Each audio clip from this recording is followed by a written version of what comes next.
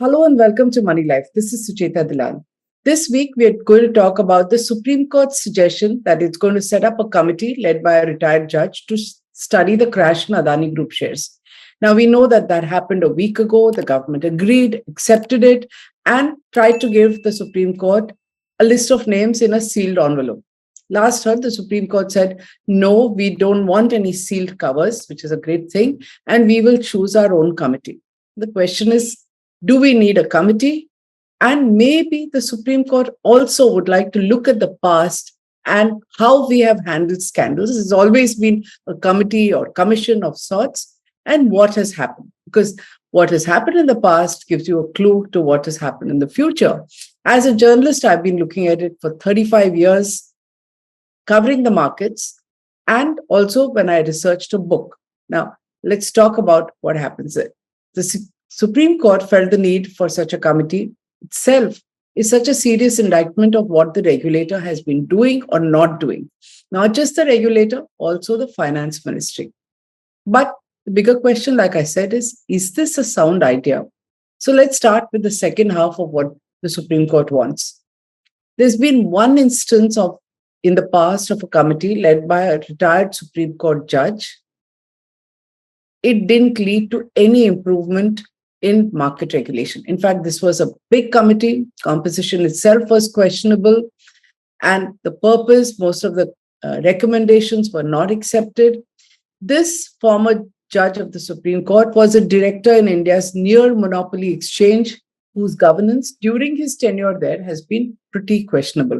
Apart from the co-location scam, which I broke in 2015 and has made so much of news and repercussions, the board of directors at that time had rubber stamped all kinds of decisions of the managing director.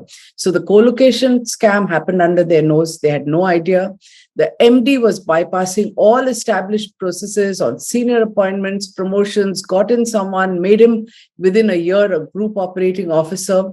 They didn't know. And she, of course, has gone on record to say that she was guided in all this by a Himalayan yogi. Obviously, the yogi was not attending board meetings, and the board was clueless that it was not the MD to whom they had delegated powers, but a yogi who was running the exchange.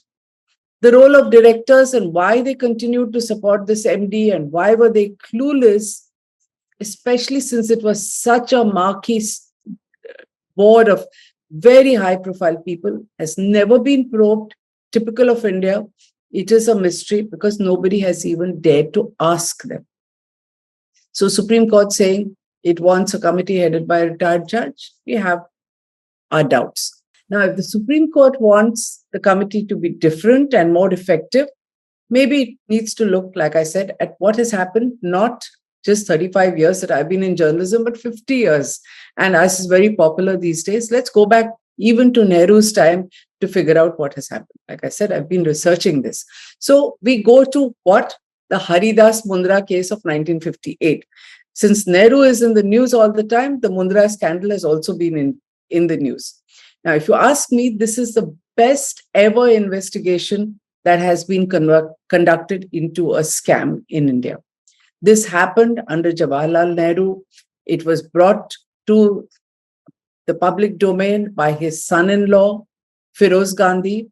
I'm not going to go into all of that. I'm limited to the phenomenal job that was done by the legendary Justice M.C. Chagla in 1958. In exactly 24 days, this one-man commission appointed by the government had completed the investigation. This was an open hearing held with loudspeakers. Those were the days when there was no internet and definitely no WhatsApp and Twitter. So there were loudspeakers installed because there were large crowds outside the commission's room to be listening. And I learned during my research that even J.R.D. Tata used to attend and listen. Now, who testified and what happened? First of all, in a nutshell, what was the Haridas Mundra scandal about? Because most people who are going to listen to this were not born at that time, nor was I. So Haridas Mundra scandal was the exact same modus operandi as every major Indian scamster. Ramp up the share price of some select stocks. He did a bunch Ketan Parikh did 10. There are another 8 happening now. So ramp up those stocks and find a way to dump them at very high prices on public sector institutions. LIC had by then become public sector. So in this case, Life Insurance Corporation was the chosen vehicle. It's in the spotlight again because there are politicians questioning LIC's investment into the Adani group, right? So since those were more idealistic days, people were very agitated. Remember, this was just 11 years after India got its independence. People were bolder, and those who testified, they knew what is going on. They did not hesitate to speak out. So despite the obvious clout and political connections of Mundra, you had fantastic testimonies from financial legends of that time, such as A.D. Shroff from the House of Tatas, K.R.P. Shroff, who was the president of the Bombay Stock Exchange, and H.T. Parikh, who founded HDFC. All of them indicated to Mr. Mundra that LIC had no business buying the shares that Mr. Mundra was propping up, and that they would have rejected them. A.D. Shroff even said that LIC should not even be in the business of propping the market. Of course, that was ignored, even though it was part of Justice Chagla's recommendations. LIC has been used and misused for decades after that. A.D. Shroff said the market was not interested in Mundra shares, and the claim that LIC had bought the shares to stabilize the market or avoid a drag in the Calcutta market. Remember, Calcutta was a huge trading center in those days. He called it a cock and bull story. Now, he also said Mundra had an infinite capacity for not telling the truth. And, this was not a one-sided thing. Mr. Mundra was very suave and articulate. He himself said how Mr. A.D. Shroff had bought shares of Tata's, and each of them had come out and said how wrong they were and what went wrong in their dealings with Mr. Mundra, which made them decide that he was not someone they wanted to deal with. In fact, people may find it hard to believe that brokers were so bold and articulate at that time. The best testimony that I remember was Bhagwan Das Govardhan Das, leading broker. And yes, brokers were also on LIC's investment committee. So Bhagwan Das Govardhan Das, H.T. Parikh were on the LIC investment committee and had objected. He not only told Justice Chagla that the Mundra shares were worthless, but he said that the BSC had publicly warned investors that some of the Mundra shares were forged. And he said he would not even touch them with a pair of tongs. I mean, can you even imagine something as blunt as this happening today? Quality of testimony, as I say, reflects the confidence they had in the investigation itself and the fact that it will all be properly recorded without repercussions. But were it to happen today, can we expect the same thing? In fact, would any of you be surprised if instead of this kind of bold testimony, one after the other, string of witnesses called to depose before whatever the Supreme Court appoints comes there and says, Adani is, India, helping India's infrastructure, and in fact blame Hindenburg Research and George Soros for destabilizing the Indian market and the economy? Could well happen. We don't know. But I can't imagine such bold testimony happening today. Now, who learned the biggest lessons from Justice Chagla's inquiry? The political establishment. Unfortunately, all the wrong ones. And what lessons they learned have impacted all future scam investigations. For starters, this was the last time that there's been any public hearing on financial scandals. In fact, since 92, I've been saying that these hearings should be like US Senate hearings. They cannot be, in camera, but not only are they secretive, but even those who testify before the joint parliamentary committees are not allowed to speak out or go public with what they have told the committee. You're made to sign it. It's pretty ridiculous. The only information that is given to the public domain is media leaks, which happen all the time because the MPs then leak information and it's published.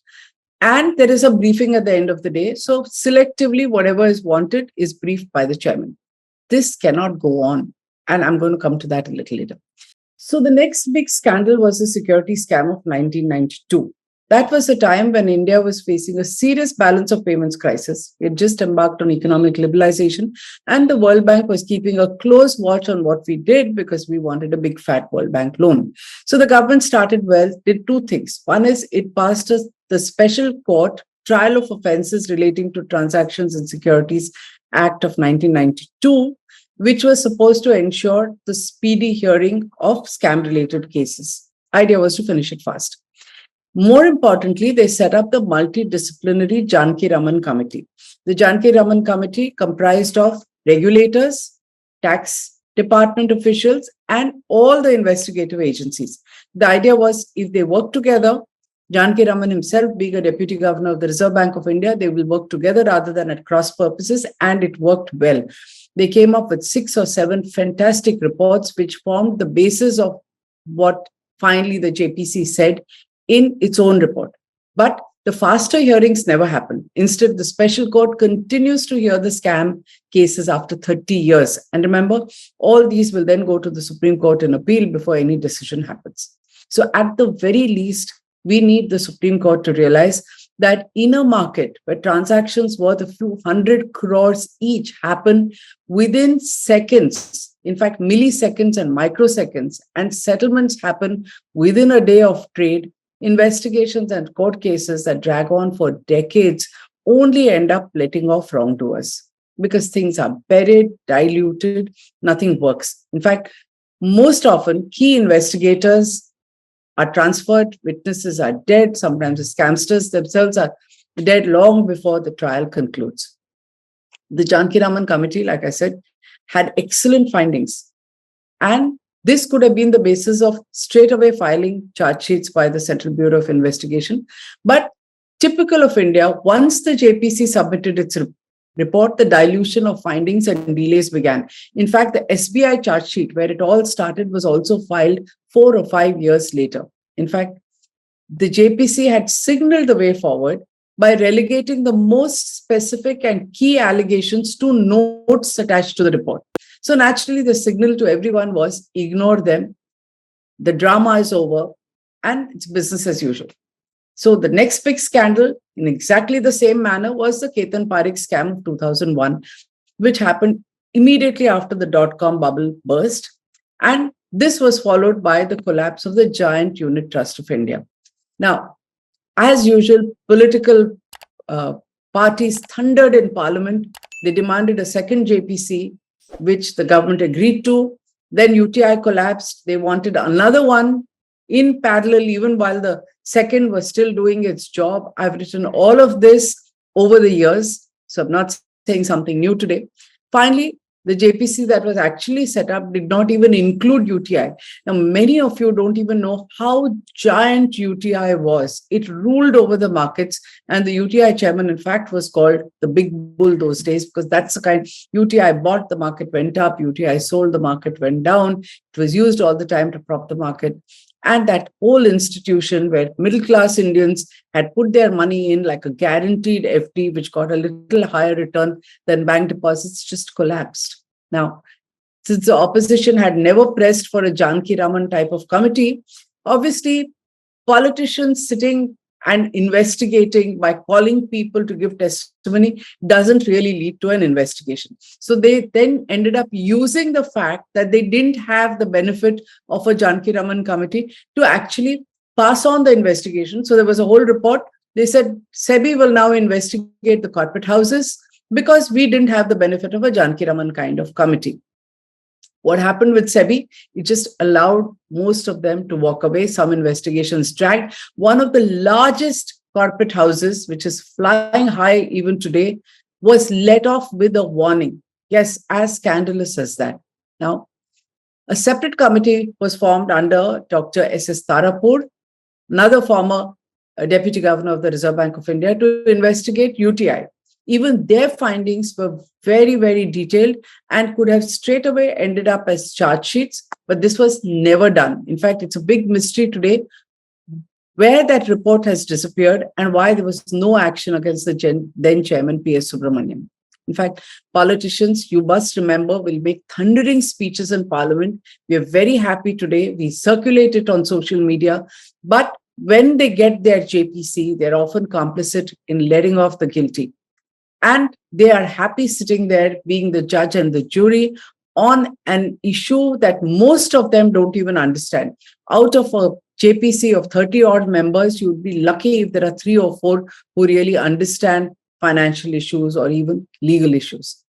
The JPC report is like out, the drama is over, and then even the media and everybody else forgets the drudgery of charge sheets is left to the CBI, and things get diluted, drag on, nothing really happens. And 20 years later, if somebody is even sent to jail, does anyone care? Does anyone even remember? Now let's look at what was found in the JPC of Ketan Parikh. Indian corporate houses misused foreign institutional investors and overseas corporate bodies to prop up domestic share prices. This was properly established.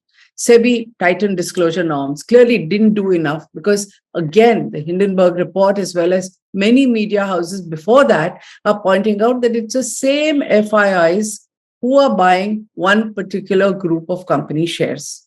And obviously, that means they're like a portfolio rather than being a foreign institutional investor.